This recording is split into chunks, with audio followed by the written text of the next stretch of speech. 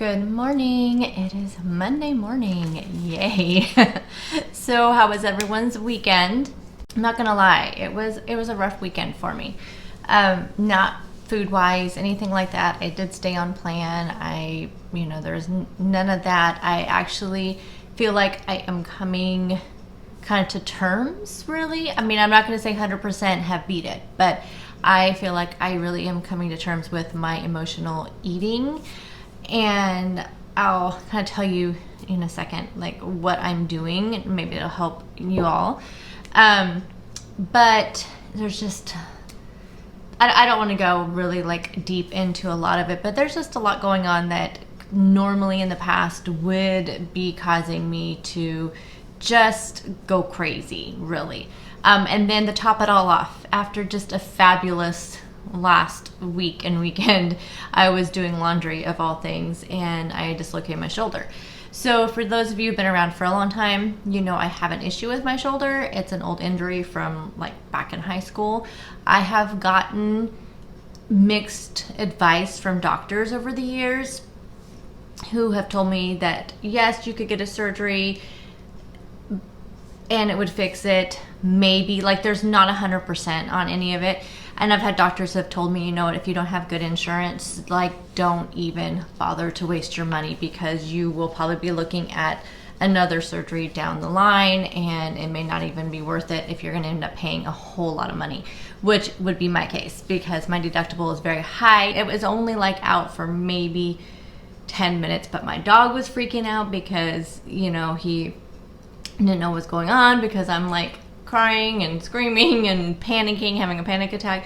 It is extremely sore today. It's almost worse feeling today than it was when it was popped out. And that's what it does because these muscles like stretch, so it's like sore all the way back here and just around this area. So that was the end of my weekend. I have got to just, I don't know, it's just one string of bad luck after another lately, but I'm just gonna be positive about it. I really am. I have to. So someone named Sharon in the Facebook group. So if you don't know which Facebook group I am talking about, it's the Keto Focused Facebook group that I just started. So if you want to be part of that, I will have it linked down below. It's just called Keto Journey to Healthy. Anyway, they had asked basically about emotional eating and stress eating. And you know, not to any of my surprise, but there was a ton of people on there who commented that yes, they suffer from the same thing. And you all know that I do too. I feel like though, these last couple weeks, I have had a lot of situations where I could have went extremely overboard. Now, I've not been perfect, not by any means, but I feel like I am really starting to just figure out how to beat it. It really started at the beginning of this year when I told myself that I have got to stop giving into the excuses. I've got to stop letting things like, you know, all my husband's surgery and health issues be an excuse to not stay on plan, the holidays, just everything. You know, it's just excuse after excuse after excuse, and I need to stop doing that. And I just made a promise to myself that I was going to use this year to really figure out what to do instead of that. And I just kind of made this promise that this was going to be my year. This was going to be my year. And I made that promise to myself. And I never really promised myself. I always just said, this is going to be the year. We're going to lose a lot of weight this year. We're going to be healthy this year. We're going to have the best test results this year. But I never made that promise to myself. And this year I did. And I think that really helped because I'm only disappointing myself then. And I don't know, it just feels different that I made this promise to myself. So maybe making a commitment to yourself, making a promise to yourself, maybe that would help you. Another thing, I have just been trying to refocus that energy that I would normally use to eat. So like say I'm just super stressed out or just really sad about something or just really angry about something, then I try to refocus it by going and doing something else. So whether if I have some housework to do, I'll go and do some laundry. Well, laundry can be a little bit dangerous these days for me apparently, or I'll go and clean the bathroom. I just refocus it to, okay, cleaning or organizing or straightening. And it seems like, and I'll just turn on a podcast, turn on some music, put my headphones in and just go. And that has helped a lot. Also, just little things like sitting down and enjoying a cup of tea or a cup of coffee and reading. by me starting reading again, although I'm like in this reading slump again. It's so crazy, like, because I'll tell you why I'm in this reading slump, and I'm gonna stop it tonight. I'm gonna read tonight because I feel more like positive energy when I'm reading. But because another thing that I suggest, if you have not ever downloaded like some silly little mobile app game on your phone or on your iPad, highly suggest doing it for just those moments that you are just feeling so crazed and so either stressed or sad or angry and you want to eat something. Play a game. Like, on my phone, I downloaded, there's this game that's advertised constantly on podcasts, and it's called Best Fiends. And that has been such a stress reliever for me, to be honest. Like, it really has. And then on my iPad, I downloaded this mystery, like, detective game where you, like, find, mainly it's like a seek and find game, which you just find, like, it'll tell you to find binoculars, and you go find binoculars, but you're solving cases, and it gets harder, but it's just something to not focus on, like, what else is going on. Like, I can just get lost in those. But because I'm really into them now, like really into them, and so I haven't been reading at night. So I think I want to, I want to spend the last like hour of my evening reading like I used to. So I need to try to, organize my time better. So there's some tips for you on, how to maybe, get away from that emotional eating, see if that happens. But I mean, I'm not going to tell you, which a lot of people you'll see this in a lot of things online. It'll say, well, just don't keep that stuff in your house that you can't eat. Well, I'm the only one out of my house. Out of 4 people live in my household, I'm the only one that does keto. I am not in the position to say that to somebody, so I'm not going to say that to somebody because I know a lot of you are in those same household situations. So it's just not, practical for us in that situation where we're the only ones to stay away from that. And I'm not going to take that away from other people. I'm not going to tell somebody else how to eat because I don't like when somebody tells me how to eat and how I'm eating and that kind of thing. So I'm not going to do that to my family. So I just have to come up with other ways. And these have been working for me. I am just blown away with how well it's working for me. I'm just excited. So anywho, there's some little tips for you. Another thing this morning, it is 6:10 and I am sitting here, makeup is done, hair is done. I'm not dressed because I just get things on me when I'm cooking and whatnot if I get dressed. But everything is ready. I'm done. I just have to pack up my lunch, make some breakfast. I can maybe actually enjoy my breakfast. I'm actually enjoying my first cup of coffee. By the way, this has 2 tablespoons of half and half in it, a little bit of pure sweetener. My cat's gonna come and say hello. But why am I so ahead of the schedule? Because I took a shower yesterday and I decided, you know what, since I took a shower last night, I don't need to take one this morning. And I just did to try to relax myself, and I had to wash my hair and whatnot. So I was like, this morning normally I would just take a shower because I have it in my head that I have to take a shower in the morning to make myself like wake up and get going. No, I don't.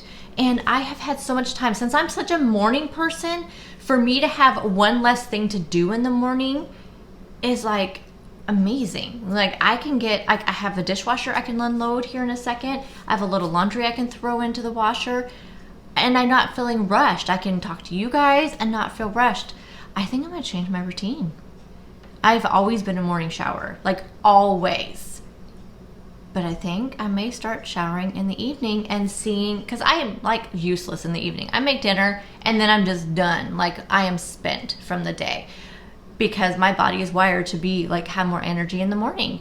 And I'm thinking, why waste 15, 20 minutes in the morning to take a shower? Yes, I take a long shower. That's another thing too. I just can't get out. And so why that can save like 15, 20 minutes in there, getting out, drying off, doing all the things. And then, it's just like 30 minutes is gone, it seems like, by the time I do all that. And that's 30 minutes I could have in the mornings to edit, to do whatever. So I think I'm going to change my routine. I think I am. Lunch today, if you guys saw my meal prep video, I just posted it. I'm gonna do, I have turkey burgers with or buffalo blue cheese turkey burgers with a buffalo blue cheese dressing or Cobb salad. I think I'm gonna have a Cobb salad today because that sounds fantastic. And also I'm gonna be using some avocado on with my breakfast, so I'm gonna have half of my avocado, so I can just use it in my Cobb salad. So I'm gonna put that together.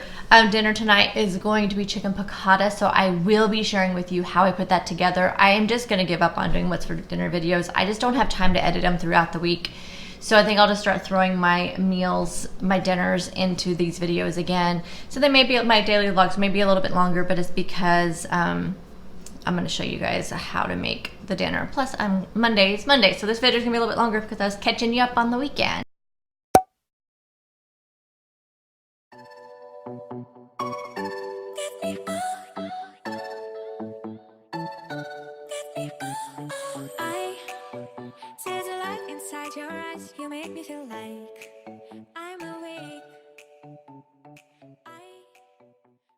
For breakfast this morning, I'm having 2 eggs with some Colby Jack cheese, avocado, 2 slices of bacon that I meal prepped. My meal prep video will be linked down below and also above in the cards.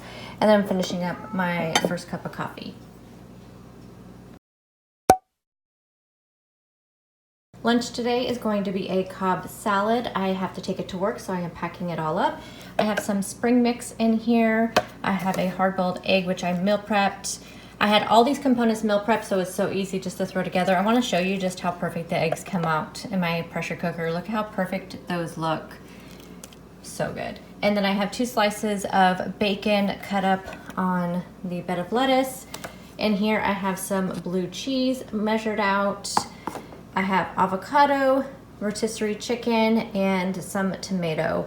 This is just a quarter of a Roma tomato. And then in here is the dressing. I normally would have blue cheese dressing with this, but I did use the rest of it for a recipe yesterday, as you saw in my meal prep video. So I am using this. I don't know how it's going to be on a Cobb salad, but it's this Simply Vinaigrette Greek. And I picked this up because these were buy one, get one free, and I like the Ken's Caesar dressing, so I thought I'd just try something different. And I was picking up the Caesar dressing. This only has 1 carb. Yes, it has canola oil, so probably not the best first oil to choose, but the rest of the ingredients are really clean. It does have some sugar in there, but I think it'll be okay. So anyway, we'll just see though. The only thing is I'm wondering how it's gonna taste with all these flavors. I'll let you guys know. For dinner tonight, I'm making chicken piccata. So on my plate here, I have a 1/4 cup of almond flour that I am seasoning with a little bit of Himalayan pink salt and some pepper. And then I'm just going to take my flattened out chicken breast. So I pounded these out during meal prep. The thinner they are, the better for chicken piccata. It just cooks a lot faster and even. So I'm just coating both sides with some of the almond flour. And then the next thing I'm going to do is I'm going to go ahead and fry both sides. So I have 2 tablespoons of butter and 2 tablespoons of olive oil in this pan. I just let it heat up. And I'm just going to cook each of the chicken breasts for about 4 minutes on each side, just until it is kind of, you start seeing it cooked up on the sides of it. Then you go ahead and turn it over and you will cook the other side. So it takes about 4 minutes on each side when you have them pounded out really thin like this. And then once your chicken is all cooked, you're going to go ahead and remove it from the pan. And then you're going to leave the oil and the little bits in there because that's going to be part of your gravy. So the next thing I'm going to do is put in 1 cup of chicken bone broth. Bone broth is so flavorful in this kind of type of recipe. And then 3/4 of a cup of heavy cream. And then I'm just going to squeeze in 2 full lemons. So it is pretty lemony. So if you want it to be, less of a lemon flavor, then you may only want to do 1 or 1.5 lemons. But I did 2 full lemons and I'm just squeezing them in there. These had quite a bit of seeds, so I had to try to catch all the seeds, which I did, surprisingly.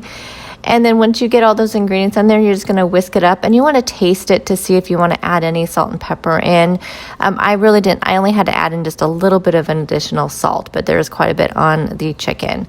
And then just go ahead and bring that to a boil. And I added in a little bit of xanthan gum because I can never get my chicken piccata sauce to thicken up. Even though the recipe didn't call for any kind of thickener, I went ahead and just added in a 1/2 teaspoon of xanthan gum, and I just stirred that around and let it thicken up just a little bit. Then I added the chicken back to the skillet, coated it with the creamy sauce, and then I served this with some broccoli on the side, and also had a cherry Zevia. This was really, really good. I've had chicken piccata quite a bit over the years, and it's always one of my favorite recipes. I will have the original recipe linked down below.